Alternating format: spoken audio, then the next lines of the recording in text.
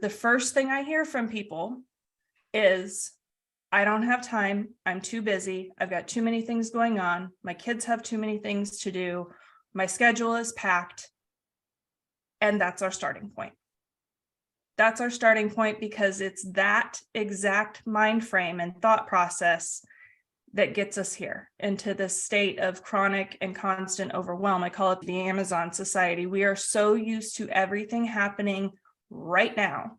We want it right now. We want to do it right now. We have to do it all. We have to be everything. We have to do everything. We have to have everything Pinterest perfect, so that we have the image of being a wonderful woman, whatever that is in society.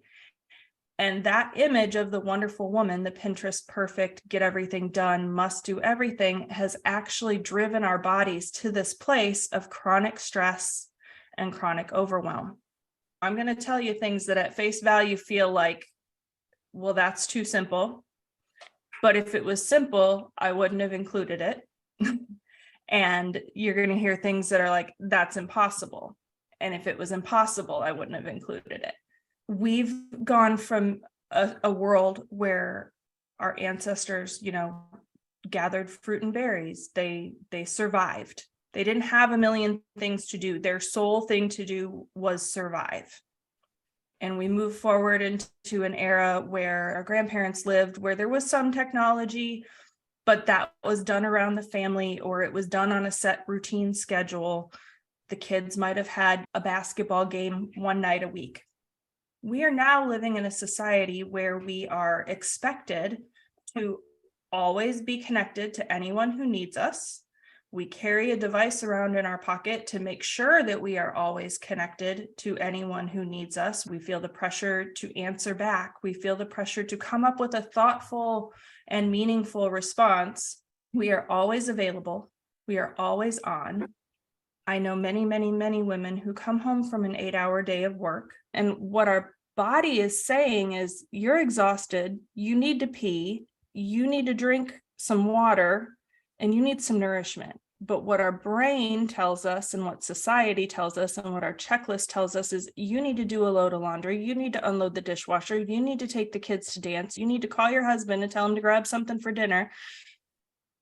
And at no point do we listen to our body saying, hey, you haven't peed in 4 hours, you haven't had anything to drink, and you haven't had anything to eat since 11 o'clock, and you're going to be running until 9 o'clock when you finally come home and have some dinner and pee and take a quick shower and then collapse into bed. But you're not going to be able to sleep because you're working all the way up to that point, and your body doesn't know if it's day or night. It doesn't know what it's supposed to do. So one of the first things we have to choose is, where am I on my priority list? If I were to write a list of the 10 things that I consider my priorities, where do I fall on that list? And am I even on it? We're not even on that list. When did we stop being important? What moment in our lives did we decide, I'm no longer a priority? Everybody else's health, wellness, and happiness matters more than mine. We believe that we get what's left over. We get what's left after we've given everything we have to give to everybody else. And we go back to this. Sometimes this is all we're left with. If you make a log of your day, this is what you consider your me time. Mindlessly scrolling, wasting so much of your life not prioritizing yourself.